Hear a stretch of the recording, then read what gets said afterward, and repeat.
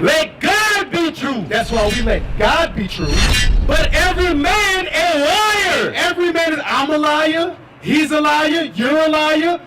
Read. As it is written. Unless you go as it is written here. So if you believe in this Bible, we can dialogue. We can talk all day. If you got questions, I will answer your questions. If you're right, I'm going to tell you you're right. If you're wrong, I'm going to tell you you're wrong. And I'm going to show you that you're wrong according to the Bible. But if you don't believe in this Bible, how can we walk together except we be agreed? Yeah, man. How can you think that gay marriage is okay and I think gay marriage is not? And this is opinionated. We ain't gonna ever get nowhere. But if I go to the Bible and it's no longer my words, you can't say anything against God. And if you do, you're arguing with God, not me. Right. As a man, I could say that I do believe in a higher power. I could believe in God, but I don't have to believe in that doctrine. What is doctrine? That literature. Because you said history. What made you think that it's doctrine? History was your mind, all right? Yeah. All right, so, yeah. So you also know that that ain't the original word coming out that Bible. What was the original word written in? Bring it out. You know. Hieroglyphics. Then I'm gonna go back to Isaiah 28. It was either hieroglyphics or we going to the Sumerian language. We talking cuneiform. I know a little bit too. All right. Two things. Now, when you're talking about cuneiform, hieroglyphics, and Phoenician language, they only did things to a certain degree. And how I know this because a lot of the scholars can't translate a lot of the cuneiform or the hieroglyphs or the Phoenician language. Right. So how could they get an entire book based off of those things? Culturally, they used to pass down stories and laws orally. It was an oral tradition. It wasn't until Moses delivered us out of Egypt that the law was written down so that we could read it. Right. But beforehand, it was always told to us from mouth to ear, generation to generation. And I'm going to show that to you as well. What I had you holding? Doctrine in Isaiah. Get doctrine. Proverbs chapter 4, verse 2. For I give you good doctrine. Forsake ye not my law. So the laws of God is the doctrine. That's what it is biblically. Now I know what you're talking about. You're talking about religion, which this is not. Right. Christianity has nothing to do with the Bible. Right. Nothing. They don't even teach out of the Bible. Matter of fact, the Bibles that they do teach out of, they had to change words to suit them. Right. This wasn't changed. This wasn't changed. If it was, name something in there that was changed that I can go in there and see. And you got to show me the original, where it was, and now the change of it today. Right. What that's the 1611? Yes, sir. 1611 King James Bible. Was King James a white man? Can't tell you. Yay or nay? I believe he was European. He was not. King James, or James the Sixth, was the last king of Scotland. Bring it out. He was one of the last Moors that were ruling in Europe. Bring it out. King James was a black man. That's right. According to history. And I'll tell you where they got he was a homosexual, he was a white man, he was a European. I'm going to tell you where they got it from. A white man named Sir Anthony Weldon wrote a book called The Court and Character of King James, in which he defamed King James 10 years after he died. Right. After King James died. Later on, he came out with another book retracting every statement that he made. Sir Anthony Weldon did. So it was a defaming that they did to King James. And King James didn't write the Bible. Bring it out. He merely authorized a translation from Hebrew, Greek, and Aramaic into English. Because do you speak Hebrew? No. Do you speak Greek? No. Do you speak Aramaic? But I know you know, in this Bible you can read, man shall not lie with man as with woman.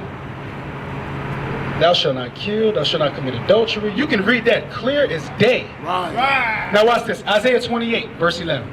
Isaiah chapter 28, verse 11. For with stammering lips, and another tongue, another language, will he speak to this people. because the Bible was written in other languages. It was. And it was translated to a language of our captivity. Because if you go to Portugal, guess what? The Bible is written in Portuguese. Right. If you go to South America, the Bible is written in Spanish. If you go to Japan, the Bible is written in Japanese. Right.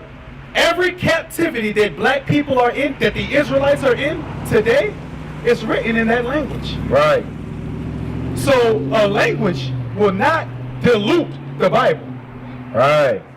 It will not change the Bible. Now go ahead. The problem I have with the Bible is it got man's footprints on it. Like what? All right. How many books does that version contain? 80. All right.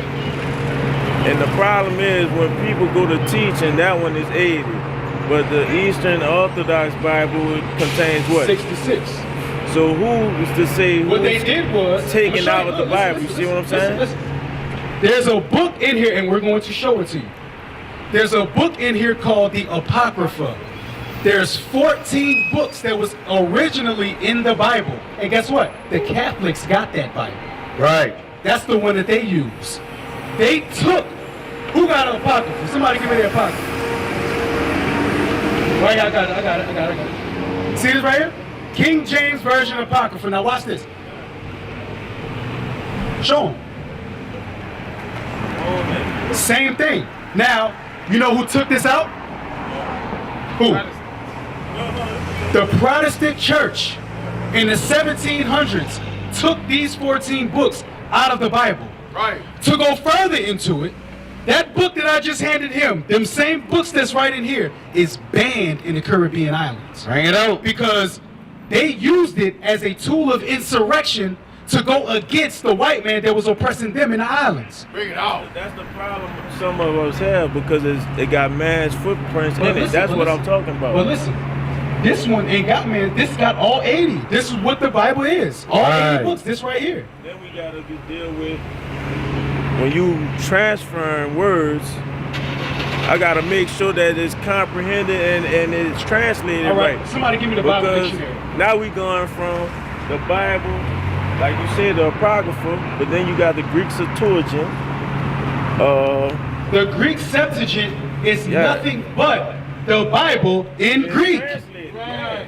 But who to say they translated it correctly? I'm gonna show you. I'm gonna show you. Do you say you believe in a higher power, right? Yeah. Do you believe that that higher power would have his word on this earth get so diluted that it gets to the point to where nobody can see the truth? Bring it out.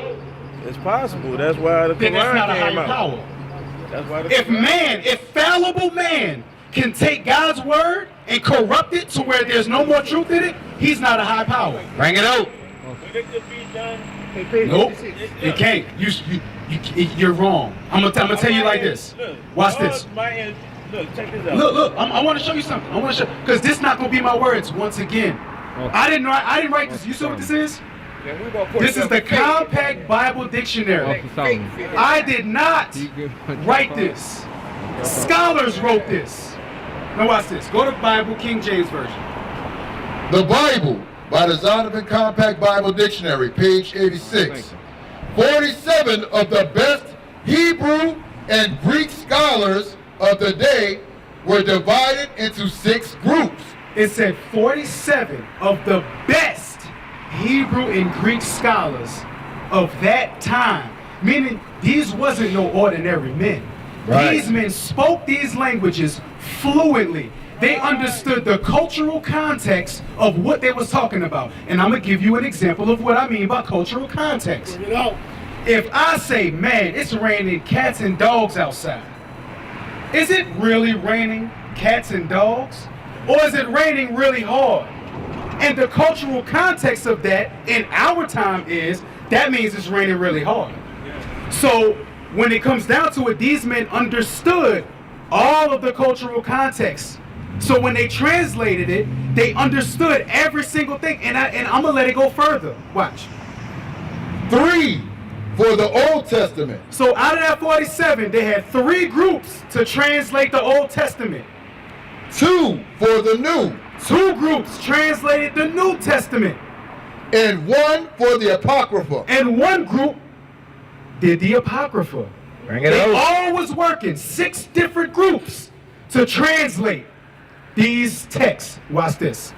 2 of the groups met at Oxford. Where? Oxford. Do people that go to Oxford know what they're talking about?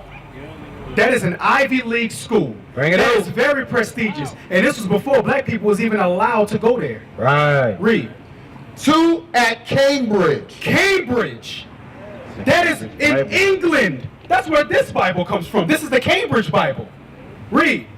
And 2 at Westminster. 2 at Westminster, another European school. Guess what? Those 3 translated it, and then they went to those 3 schools to get further help on the translation. Read. When a group had completed its task, When they completed the translating of whatever they was doing, Old Testament, New Testament, or Apocryphal, its work was submitted to 12 men. that translation that they came up with was submitted to higher ups, 12 men above them. Bring it out. 2 from each panel. 2 from each panel, meaning they had 2 from each college. Read.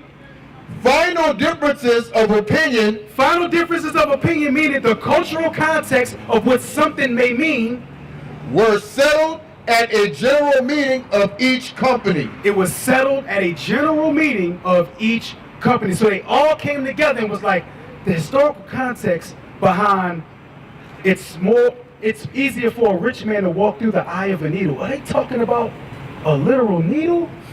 What are they referring to? But you would never know unless you knew that the eye of a needle was talking about a doorway in the Middle East. Right. That a camel really cannot fit through. You have to get off the camel in order to walk through it. That's Right. called the eye of a needle. They wasn't talking about a literal needle. You know what I'm saying? Read. In cases of special difficulty, learned men, Not unlearned, learned men. And guess what? Give me that scripture, the Lord gave the word, great was the company of the... Psalm 16. Read. learned men outside the board of revisers were consulted. Learned men outside of all of those 47 people, plus the 12, plus the 6 that was coming from other places, outside of these, so it was not biased, they came in to consult and say, no, this don't mean that, it means this. Because in that language, this is what the cultural context means. So you had all of these different men translate all of these languages into a language that we speak today. Bring it out. Watch this. Read that. It's a rock prologue. I'm going to show you. Psalm chapter 68, verse 11. The Lord gave the word. God gave the word. Great was the company of those that published it. The people who published this for his people to read was a great company. You want to know why? Because now we understand that we're not black, we're not Egyptian, we're not African, we're not Right. Asiatic. We're the Israelites that the Bible speaks of. And we can go here and prove it. We can prove that the white man is going into slavery. That's we can right. prove that the white man is the devil. Right. We can prove that this is not their book. Right. Solomon was black. Adam was black. Moses was black. And we can go here and prove it. Right. Paul was black. Christianity is a false religion that was going to rise up in the last days. And we can go here and prove that too. Right. About them having all the scholars to proofread and make sure everything was right and exact. But at the same time, and history repeats itself, under the threat of sword, you could be influenced to alter that word. There was no sword there. No, And the scriptures say, look, the scriptures say, that's why the playing field is here. God gave the word, there was no threat of sword. And I understand what you're saying. Okay. That's why I said history repeats itself. So what I was referring to is when Alexander the Great invaded Egypt and they had them convert all this on the threat of sword, all that could be right. But if Alexander the Great didn't like what was being said in that passage, he could have that altered on the threat of sword. No. It's either you gonna change that or you die. Now I gotta correct you on that. I have to. Alexander allowed people to keep their traditions. Only thing he asked was that you have an affinity or a league or a covenant with him. As long as you was on his side, you could do whatever the hell you want. He didn't care. After he died, the Seleucid dynasty came through and burned our books. They didn't change them. Bring it out. They just straight up burned them. And we hid a lot of our books under threat of the sword. They did not change it. Why? Because they didn't write it. It was our people that had these books. We were given. And then when the Romans came into play, the Romans actually let us judge ourselves and keep our traditions as long as we paid them taxes. They had no authority to do anything to this Bible, and they didn't. They did not change this Bible. Alexander the Great, yes I can, because Alexander he died before our Bible was even found by him. Bring it out. He was dead. He only reigned 12 years. He was dead by syphilis. He didn't live that long. His generals, the solicitors, all that. Okay, let me ask you this. Go to 1 Maccabees chapter 1. When they came after him, I'm gonna ask you. Look. I'm gonna ask you this. Because you seem to think that they had anything to do with our book, and they didn't. Now watch this. According to Greek history, right? You had the Seleucid. Did they even talk about the Israelites in their history, the Greek history? I can't. They did not. They did not. But were the Africans there? I mean, were the Israelites there? They were there. We wrote our own history. They did not write our history for us like they do today. So you saying they didn't dictate nothing? They didn't take anything. When they did take our book, they burned it. Right. They didn't change nothing. And if they did, why would this be here? Read that. 1 Maccabees chapter 1 verse 1. And it happened after that Alexander, son of Philip the Macedonian, who came out of the land of Kittim, had smitten Darius, king of the Persians and Medes, that he reigned in his stead the first over Greece. So why would they allow the Israelites to write about the Greeks? Because in this book, the Maccabees, we were smashing on them. Damn near every battle that we had, we took them down. They tried to come at Jerusalem countless times, and we stopped them. They could not touch the Israelites. Right. But our losses are recorded too. But see, white people, they don't record their losses. Bring it out. They just record their victories. Right. That's why you will never find the Israelites in Greek history. But you will find the Greeks in Israelite history. Right. We gonna write about them. We gonna write about them. And we're gonna talk about the wicked of their people. We're gonna talk about the people that did us wrong, and we're gonna talk about the punishment that's coming to them. Now, if they did anything, why not change that? They didn't change nothing. What they did was Christianity taught it to us wrong. Bring They it took out. certain verses out of context and made our people believe that that's what it is, but it's not. The truth of this Bible is out today. Right. You're looking at the fruits of that labor. That's right. You're looking at it. Because if I was to read this Bible and they had a hand over it, I would never know that I was an Israelite. Like that. I would never know that slave ships was written in this Bible. No. I would never know that. Matter of fact, get 1 Maccabees chapter 3. What is it? 41? 43. No. When 48. 48. when they talked about the burning of the book. Oh. 41. 41. Start there. 41. If it's not, we're just gonna read down to it. Just read down to it. 41. Read down. 1 Maccabees chapter 1 verse 41. Moreover, King Antiochus wrote to his whole kingdom. So now we're talking about Antiochus. Did Antiochus ever say anything about the Israelites or Jerusalem or taking Jerusalem over? You can go research it if you need to. You're gonna have to, because guess what? You're not gonna find that, because Antiochus got his ass whooped by the Israelites. And he not gonna write in there, yeah, trying to go to Jerusalem and kind of got stuck. Didn't really get to take anything over, so we're gonna go back to the drawing board later. No. Read. 1 Maccabees chapter 1 and verse 56.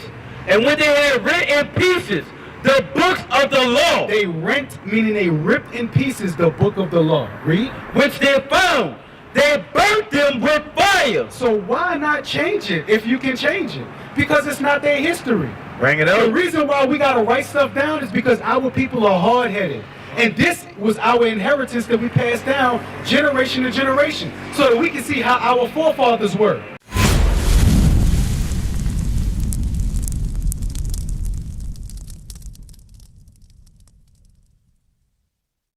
We used to scream black power while heroin was pushed. But at the end of the day, nothing's in vain. IUIC has been given a vision. The tents of Judah has risen. Many has attempted the mission. Minor murmuring, omitting, and missing the mark. Just reading that he had the flame of fire in his eyes gave us the spark. We on Paul's mission. We out on the road, purple and gold. From Mexico, Cuba, Haiti, Ghana, Sierra Leone. 144,000 boots banging, concrete crackling. These are how men repented at heart. The scriptures is proof. IUIC, we deliver the truth.